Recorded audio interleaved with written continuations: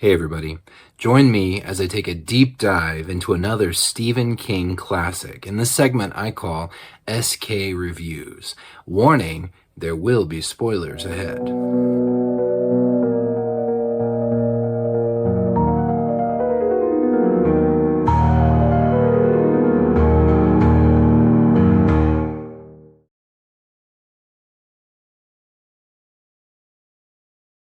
So in this video, I'm going to be talking about Stephen King's 1979 novel, The Dead Zone.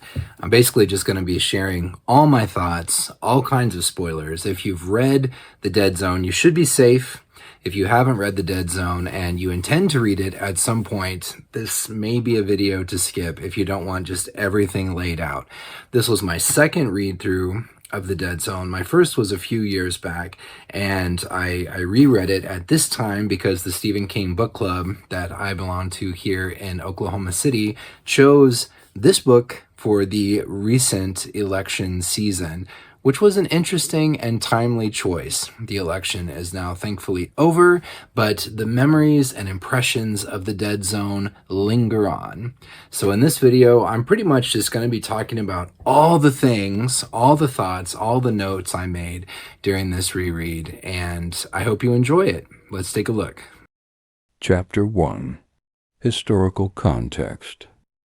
So for a bit of historical perspective and context, The Dead Zone was Stephen King's fifth published novel under his own name and was originally released in 1979. While his first four books, Carrie, Salem's Lot, The Shining, and The Stand, were all more archetypal horror novels, The Girl with Psychic Powers, The Haunted Hotel, Vampires, Apocalypse, Dead Zone was the first to really dive so deeply into the mind and life of its main character. And even though it's easy to classify it as a horror novel, in many ways it set aside the horror trappings that had been Stephen King's stock in trade up to this point. To me, Dead Zone is the birth of Stephen King's quote-unquote mature style, and I can already tell that is going to rub some people the wrong way, but it's my opinion. Dead Zone is the birth of Stephen King's mature style and the origin of the style that is recognizable in all of the works that he has published since. It's sort of the birth of the modern, mature Stephen King. So Dead Zone was Stephen King's first published novel with Viking after his very acrimonious split from Doubleday in the late 70s. It was also Stephen King's first immediate bestseller. It was in the top 10 best-selling books of 1979. And I think it really started the juggernaut phase of Stephen King's career. He has talked before about the relationship between hardcover and paperback sales and movies and all of the above. And the year after The Dead Zone was Stanley Kubrick's The Shining, and then Firestarter and Cujo and everything just right around the corner at the turn of the 80s. And I think Dead Zone, even though Stephen King had been very popular and his books had sold well, Dead Zone was just where it all blew up and the modern megalithic Stephen King that we know was born. Dead Zone is also the first Castle Rock story. It's the first appearance of probably Stephen King's most famous and recognizable fictitious community. The entire novel isn't set in Castle Rock, but a significant portion of the action takes place there, and it's hardly an indication of how important the community would become to Stephen King's later works. It's just a matter of fact in The Dead Zone and feels very, very realistic in the best Stephen King tradition. And it's hard now, at the end of 2024, to talk about The Dead Zone without talking about politics. And I'm not going to make this whole video be about politics, but I have to mention the political aspects of The Dead Zone because it is easily the most political novel of Stephen King's entire career. And as we all know, controversially, whether you agree with him, whether you disagree with him, whether you love it, whether you hate it, Stephen King has made no secrets of his political viewpoints and his political leanings over the years, especially over about the last 5 to 10 years with the rise of social media. He himself said something to the effect of, I wrote a novel about Donald Trump. I published it in 1979, and in my novel, Donald Trump was called Greg Stilson. He said that. And it's hard when you read the book not to see the populist parallels in between The Dead Zone and between our modern political landscape in the United States. One of the things about the Dead Zone that seems kind of dated is that by our modern standards, I think we've seen so much our political discourse, our political tribalism has degraded and become so entrenched that while Greg Stilson most likely seemed like a real shocking character, a monster, almost a cartoonish figure in 1979, he almost seems quaint by today's standards. Chapter 2. Unexpected Connections with Carrie.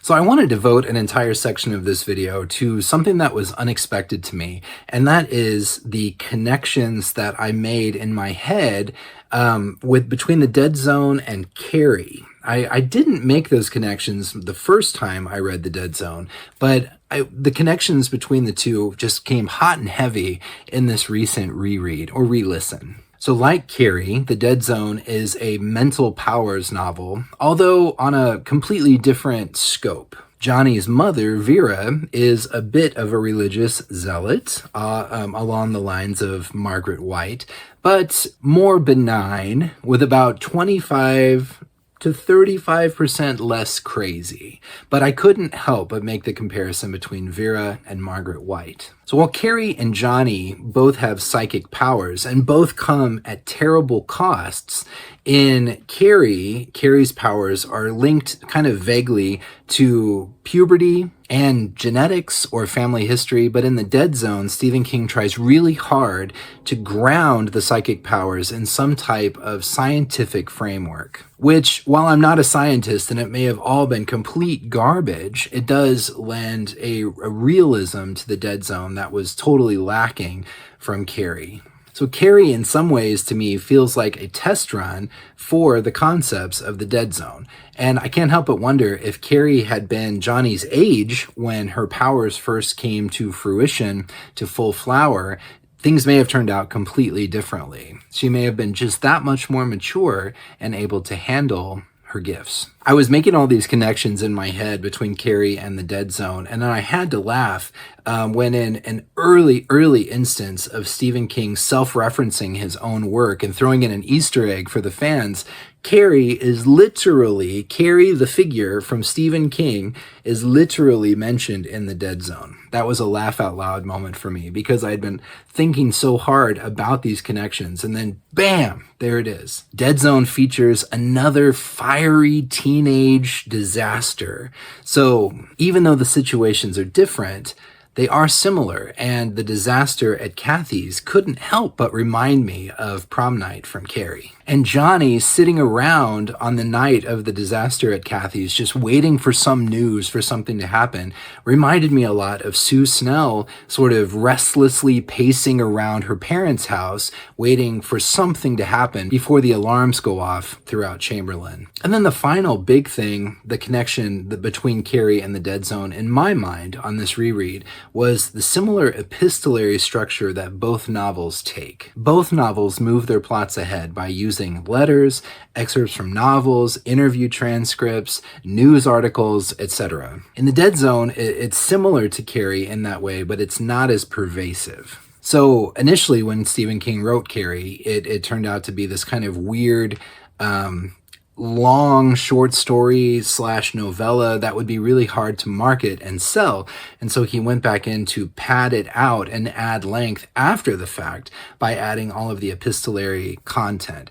In the Dead Zone, the whole thing feels much smoother and more refined. Surely it was planned that way all along. And it's pretty clever, I think, the way Stephen King uses the epistolary structure to cover great spans of time, while the characters in the novel are kind of holding steady and not doing a whole heck of a lot. Chapter 3. What doesn't work? What doesn't work? It's a much shorter list than the list of things I think work really well in the Dead Zone, but there are a few things. So one of the things that I hadn't remembered about my first read through of the Dead Zone was how many years are covered in the novel. I think it covers 9 or 10 years. And in this mass market paperback from the late 70s, 402 pages. So relatively slight and thrifty by Stephen King standards. But in 400 pages, Stephen King covers 10 years of time, which by comparison, a novel like Under the Dome covers a matter of days in something like 1100 pages. So the Dead Zone is very, very thrifty with its details in comparison. So that tells you right away that the Dead Zone doesn't go into nearly as much detail, which is perfectly fine. Under the Dome can be kind of overwhelming, but there are these sort of sections of the novel where there's these jumps ahead in time, and it can be hard to tell exactly what year we are in, because you spend quite a bit of time just in one period with the characters, and then through news articles or just narration, like voice of God narration, the novel jumps ahead 2 or even 3 years at a stretch. And of course, the period when Johnny is in his coma is a perfect example of, you take your main character right out of the plot, and then you're just kind of spinning your narrative wheels and pushing time ahead months upon months, just over a few dozen pages. For some reason, as I was reading The Dead Zone, and I was thinking about the plot and how stretchy it becomes, it made me think of taffy, like on a taffy pulling machine. And the plot does get quite thin from time to time and kind of start to sag and droop and get misshapen. And then Stephen King pulls it all back together, snaps it back together for the next big set piece, and we're back off to the races. But the novel does, I think, have some plotting issues and some lags in its pace that are a little off-putting. It's not overly pervasive, but there are a couple of instances of just almost too perfect coincidences that I think stand out in an unnatural way to help push the plot forward. For instance, Johnny getting to the first Stilson rally, he keeps telling himself that he's not going to go. And then it's this kind of weird thing, like his subconscious is directing him. He keeps making these turns, and before you know it, he's at the site of the rally. Like, he wants to go, but he keeps trying to talk himself out of it. And I just thought that entire sequence was handled kind of oddly and was kind of strange. I think it would have made more sense if Johnny was just like, I want to go check this guy out, and I'm going. Another thing that doesn't quite work, and it's kind of a strange one because it's such a big part of the novel, and that's Johnny's personality. Johnny's personality, particularly when he wakes up from his coma. He's fine, but he's not really warm and fuzzy, and he's hard to relate to. He's kind of abrasive and standoffish, and in an odd way, he reminded me a lot of the character of Ben Richards, who is the central character of The Running Man. Just kind of world-weary and lean and grizzled and kind of bitter and very matter-of-fact. And it's fine. Johnny is likable enough, but it is kind of hard to truly care about him as a character because he isn't just honestly that likable of a person. And now a word about our sponsor. Hey everybody, I've said it before and I'll say it again. The Stephen King collecting community is truly that, a community. And in the community, there are certain pillars of information that serve to support the entire community, people at all different levels. And Thomas at skcollector.com is certainly one of those pillars. The website has been active since 2001 and serves as an invaluable resource for collectors at all levels, from beginners just looking for that next first edition to add to their shelves, to seasoned collectors and everyone in between. On the main page, there are regularly updated bits of news from all over, from the new books to limited books to movies, TV shows, podcasts, everything Stephen King you can find on the homepage of The Collector. Thomas links to other sites like Lilia's Library that are tremendous sources of information. To dig a little bit deeper into this community aspect, there are the forums on the SK Collector website. So here is where you can dig in a little bit more, ask specific questions, engage in conversation and back and forth with Thomas and with other collectors, as well as introducing yourself and getting a little bit more personal with your connection and your participation in the forums, if that is what you choose. So head on over to skcollector.com, really dig into the news and all of the links on the main page. They're invaluable. And go check out the forums as well. You might just be surprised. There's some really interesting people there, and there's some really interesting information to be had. Chapter 4. What does work? So what does work about the Dead Zone? This is a much longer list, so bear with me. I'm going to go through all of my notes and all of my thoughts, and this is going to take a little while because I really like the Dead Zone, and I want to talk about it. So I mentioned Vera Smith in my what reminded me of Carrie. So Vera Smith, I think, is a great character and definitely one of the things that works about the Dead Zone. She reminded me of Margaret White, but if Margaret White had had a caring, down-to-earth, loving, devoted, patient, supportive husband and son. And like I said, about 25% less crazy. Johnny and Herb's relationship with Vera seems very real.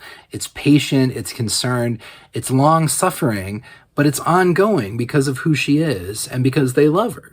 You know, Johnny, doesn't quite know what to make of his mother once he comes back from his coma, but he still loves her because she's his mother. And Herb, you know, he remembers Vera how she was before, the young woman that he fell in love with and got married to, and she's very, very different by the end of her time in the novel, but he still loves her and he still supports her because she's his wife. So that sort of warm family core is something that's dramatically different than the family dynamics in Carrie, but I couldn't help but be reminded and make the connection in my head. In comparison, Margaret White was completely unchecked. She had some sort of a mental break. She was completely unchecked. There was no counterbalancing force to kind of moderate her and keep her pointed in a generally positive and socially acceptable direction. So yeah, I like Margaret White as a character, but I like Vera Smith as a character even more. She treads similar territory, but she's much more down to earth and realistic and well fleshed out. And I think it's definitely a highlight of the novel. So the idea, and Vera talks about this a lot when Johnny wakes up from his coma, that God has a special purpose for Johnny. And while Johnny is kind of suspicious of that idea, he doesn't put a whole lot of stock in it, as the novel progresses, he begins to think more and more about his greater purpose and why he was brought back. And I can relate to this because several years ago, my dad was in a coma himself for several days. And the night that we took him off life support on the advice and direction of the doctors in the hospital, who said that he had no brain activity and that he would never be the same again, we took him off life support, and that night he woke up.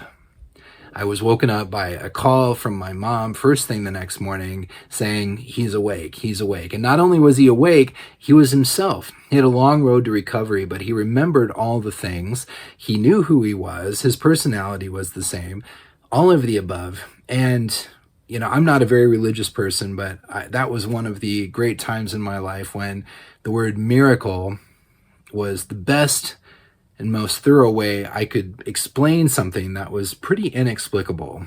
And like Johnny, my dad also, for the last several years of his life after that incident, was kind of haunted by this idea that there was some greater purpose for him. There was some great reason why he was able to come back. So that aspect, that little sort of thread of subplot throughout the Dead Zone really resonated with me. Another thing about the Dead Zone that I really like is that Stephen King takes some narrative risks. Like, for instance, the literal dead zone of plot. So it starts off really strongly with Johnny and with Sarah and their budding relationship, and then kind of like in Psycho, when you're following Marion as she's like the main character, and then all of a sudden she's gone, like halfway through the movie. and it throws your perceptions completely off. You're following this lighthearted love story of Johnny and Sarah, and then all of a sudden the main character of the Dead Zone is just out of commission. He's just laying in a vegetative state in a bed. It's a risky move, but I think Stephen King pulls it off quite well. Another thing I like about The Dead Zone, as I kind of mentioned before, is this emphasis on real-world drama as opposed to like these archetypal horror tropes that Stephen King had really explored to this point in his career. It's another reason why The Dead Zone feels like a more mature novel to me than anything Stephen King had published previously. Irregardless of scope, irregardless of page count, the number of characters, The Dead Zone just feels more mature to me. So as we all know, Stephen King has always been more nuanced than just being a horror writer. And I think The Dead Zone is a great example of how the Stephen King brand, the umbrella Stephen King brand, by the late 70s had built up enough steam to sort of encompass anything that he published. People would respect it, they would read it, they would buy it, even if it wasn't quite what he was already very well known for and typecast for by this point early in his career. For instance, in The Dead Zone, some of the most wrenching, dramatic, even horrific scenes in The Dead Zone have nothing to do with fire and brimstone and psychic monsters and nuclear war. They have to do with those smaller moments, like the long passage of Sarah deciding when and how to move on with her life after Johnny's accident, and the long grieving process of Johnny's parents after Johnny's accident, and the way Johnny and Herb deal with Vera's steadily growing religious mania. All of these are incredibly dramatic, but they're very, very realistic. They're drama and horror and suspense and pain drawn from real life. In The Dead Zone, Johnny comes across as a real person dealing with all of these really heavy, dramatic, real issues, who also happens to have psychic powers, as opposed to some kind of superhero or monster along the lines of Carrie White. And this emphasis on real-world drama, I think, is one of the strongest, most lasting characteristics of The Dead Zone as an overall work, and definitely one of my favorite things about the novel, and one of the things I most respect about it. Another thing I really like about The Dead Zone, it's also one of its Achilles' heels as time has gone on, and it's the novel, up to that point, the Stephen King novel, most tied to actual world events. Johnny truly feels like a real person living through a well-documented period in American history. And I can only imagine how ripped from the headlines it must have felt in 1979. And like I said, it's one of the things that feels dated about it. All of the real people that are mentioned, Jimmy Carter is a character, and I love that Jimmy Carter is a character in The Dead Zone. But in 2024 does make the entire thing seem pretty dated. Almost like if you ever go back and watch videos from the first few seasons of Saturday Night Live, you go in thinking this is legendary stuff, it's hilarious, and then because so much of it was topical to the day, a lot of it falls flat today. It was really, really relevant and really, really spot on in 1975, 1976, but 50 years later, it's hard to relate. And The Dead Zone kind of suffers from that a bit as well. But it's not a deal breaker. It's more of a time capsule thing. And to me, it's one of the great charms of the novel. I kept expecting Johnny to run and hide from his power, or to try to market it or capitalize on it in some way. And one of the things I really like that The Dead Zone does is Johnny's just very matter of fact about his power. He accepts it, and he's very matter of fact about it. And that defied my expectations throughout. While he doesn't enjoy the limelight, and at multiple times in the novel, he tries to actively destroy the public momentum that he has, he also doesn't hide from his power, and he doesn't try to hide or mask when he has a flash. Despite the consequences that he grows more and more accustomed to as the novel progresses, he rolls with it. He rolls with his power. He doesn't try to hide from it. And that's one of the things I really like about The Dead Zone. So at this point, Stephen King has become kind of well known for Easter eggs and fan service and referencing his previous works. And at this point, he's got a half a century of previous work. So I give the man all the leeway that he wants, that he needs to reference his previous works, because I get a kick out of it. Even in 1979, in his fifth published novel under his own name, the fan service and the Easter eggs and the references were already there in the Dead Zone. And here are the ones that I found. The character of Chuck, who Johnny tutors in his reading and who decides to go to prep school for a year before going to college, goes to Stovington Prep, which for fans of The Shining will stand out as the school where Jack Torrance was fired from for beating up a student. And as I mentioned before, an attendee at the party at Chuck's family's house explicitly references that girl Carrie in the course of watching the news coverage of the disaster at Kathy's. By that point, the Carrie movie had been out for a few years and was very well known, definitely a pop culture phenomena. So it stands to reason that if Stephen King's characters are real people that live in the real world, they would also know about Carrie. And the cemetery where Sarah goes at the end of the novel features the names Marston, which of course is from Salem's Lot on a tombstone, as well as the name Pillsbury, which was a family name of Stephen King's wife, Tabitha.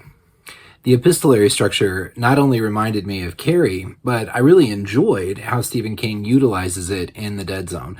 I also enjoy how he utilizes it in Carrie, but I think he does a good job in The Dead Zone because, like I said, it takes place over nearly a decade. So there's some gaps in the action, but Stephen King maintains interest in a really, I think, creative and unique way while lending a touch of reality to the era, the time that the novel is set in. He also takes the opportunity to build up backstories, Stilson, Frank Dodd, and also keep the sub narratives of the secondary characters moving forward as well. I thought it was really interesting the way Stephen King uses this structure at the climax of the novel. So it's another one of those jump forward in time, and you can tell that there's something missing. And then it jumps forward, and the climax of the novel with Johnny and Stilson and the whole thing. And then the way the novel wraps up is with this epistolary structure in the form of letters and news reports that sort of go back in time and provide that additional context that, I don't know, I think Stephen King took another risk here too, because all that context would have built up to what feels like the true climax of the novel, but he jumps forward and then he goes back, and in the process of doing so, ends the novel on a more, I think, sentimental, heartfelt, kind of tender note that more matches the overall feel of the novel in total. So I think it's a risk, and I think it pays off. So the epistolary structure, I think Stephen King utilizes it better, more smoothly, more effectively in The Dead Zone, and I really like it. The entire plot about Frank Dodd, the raper and the killer, that subplot is very... There's a lot of little bits and pieces and threads that run through The Dead Zone, and it's not immediately clear how they all tie together and how they all interact with each other. But the Frank Dodd subplot is very disturbing, and what gives the novel, like from the get-go, its beating, horrific heart. I mean, sure, the first time we meet Greg Stilson, he kicks a dog to death in someone's driveway. So that's pretty horrific for him as a character. But I think the true horror heart of The Dead Zone is in the Frank Dodd plot.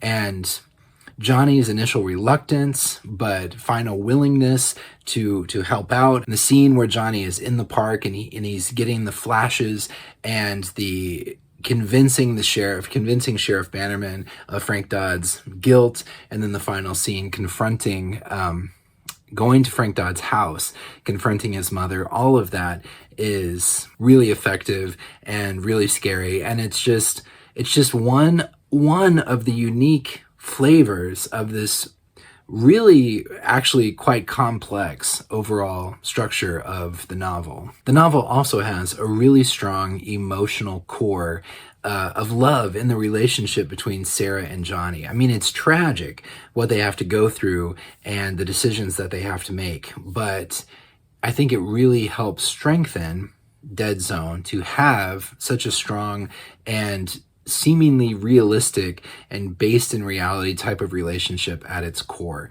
Not to say that there weren't love relationships in the novels prior to the Dead Zone, but Johnny and Sarah feels more fleshed out and more realistic than the things that had come before. There's another one of the potential plot, the structuring downfalls of the Dead Zone is the culmination, the literal climax, no pun intended, of Johnny and Sarah's relationship. It's a very, very lyrical, beautiful scene, and it is very satisfying in how it kind of brings their potential, the potential of their relationship, full circle. But then after that, Sarah as a character kind of definitely goes more in the background, and she's still around, but that is like truly, for all intents and purposes, the last really impactful scene and sequence between Johnny and Sarah. And it occurs, I don't know, halfway to 2/3 of the way through the novel. So it's another one of those unique plotting decisions that Stephen King makes to once again take something that is significant to the novel that the reader cares about and kind of wrap it up and then end it well before the novel actually finishes. The entire relationship between Johnny and Sarah is bittersweet for sure, and I like and I respect how Stephen King doesn't sugarcoat it. There's a tenderness, there's a sense of tragedy to their romance that they both feel and that they kind of willingly embrace in a sense. And it feels like a very down-to-earth, realistic relationship. And it's definitely a highlight of the novel for me. And I also want to talk about sort of a sense of ambiguity. So in the famous movie of the Dead Zone, which is what I had remembered in my head, I had sort of blended the two together, and I knew that Johnny would shake Stilson's hand and then have a flash of nuclear war. Like in my head, I could remember actual mushroom clouds. And so he knew that his job, his purpose was to save the world from Greg Stilson. I was surprised when I was going back through the novel that it's actually far more ambiguous than that. He gets impressions of death and destruction and seemingly a post-apocalyptic nuclear landscape, or at least a snippet of it, but it's always kind of described as being behind a sheen of blue that Johnny can't completely see through. It's potential, but it's not as explicit as his previous visions. His previous flashes have always been just like concrete. This is what's happening in your house, in your kitchen. I see your toaster. I see your coffee maker. I see your stove. I see your curtains. I see your sink. And all of this is happening. Finally, with his vision, his flash on Stilson, it's interestingly not nearly so clear and explicit. So as he's thinking about it, as he's talking about it, he continues to refer to the blue screen that he's seeing these images through. It takes on much more meaning by the end of the novel, but at the point when Johnny starts to hatch his plan, it is still uncertain exactly what this means. And to me, this calls Johnny's mental state into question as the novel progresses. So unlike his previous flashes, which were so crystal clear, his flash on Stilson and his subsequent pursuit of Stilson feels less like he has to do it, although he tells himself he has to do it, and it feels more like he wants to do it. Like it becomes an obsession for him. And I think that this is really interesting. In the movie, I did go back and watch the Stilson scenes in the movie, and in no unclear terms does Greg Stilson launch nuclear weapons to start a nuclear war. But nothing ever in the book is that explicit. I think this is really interesting as it's like Johnny's descent into madness. And in this part of the novel, like the last, I'd say, quarter of the novel, I found Johnny reached his absolute lowest point in terms of in terms of my ability to relate with him, to care for him, to empathize with him as he slowly dips further and further into this obsession.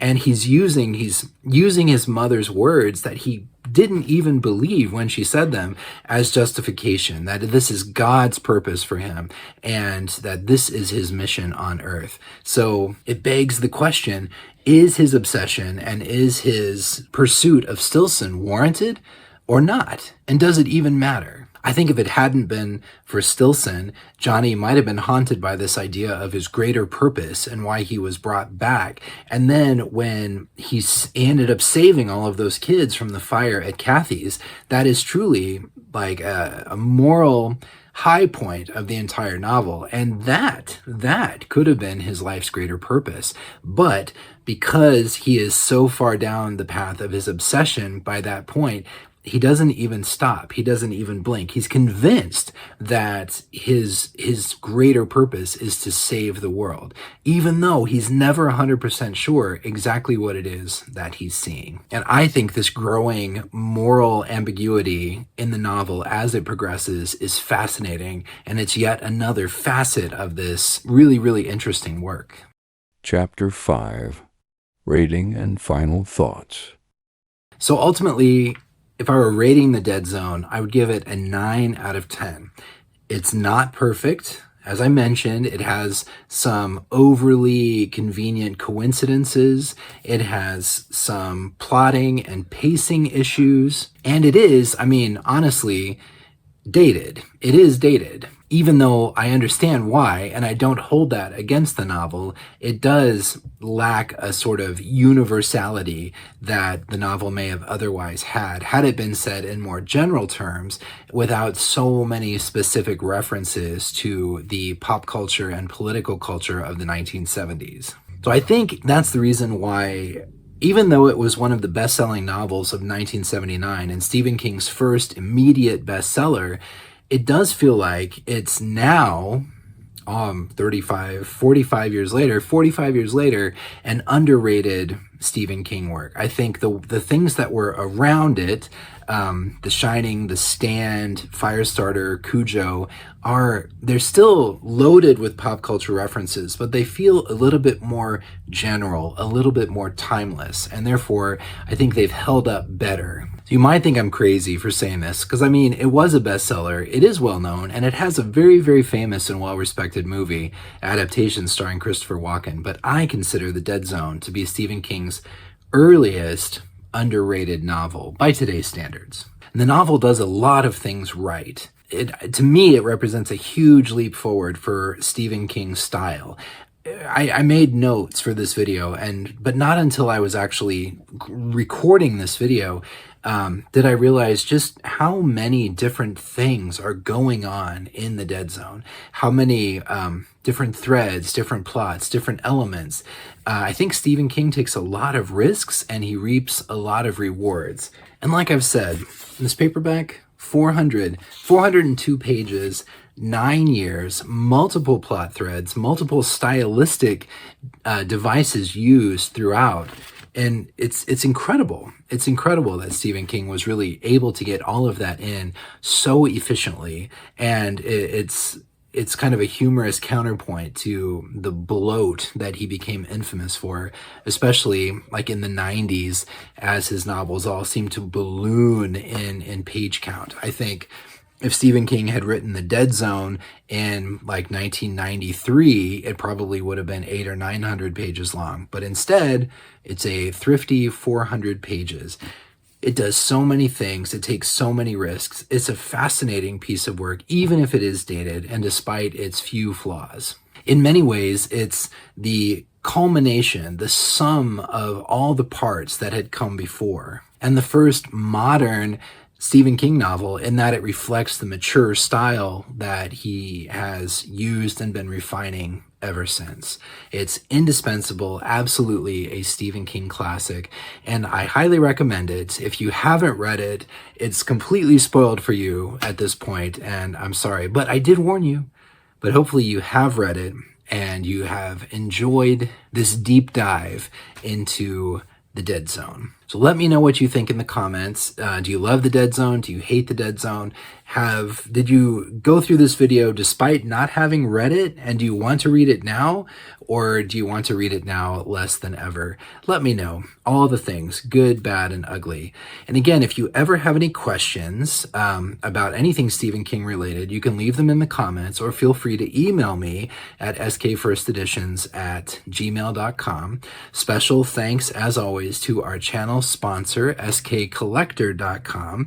And thanks so much to you, the viewers who support me, who support the channel, and who support this overall community that I am so glad and honored to be a part of. I hope you have a wonderful holiday season wherever you are. I hope you're taking care of yourselves and doing well, and I will talk to you later. Bye.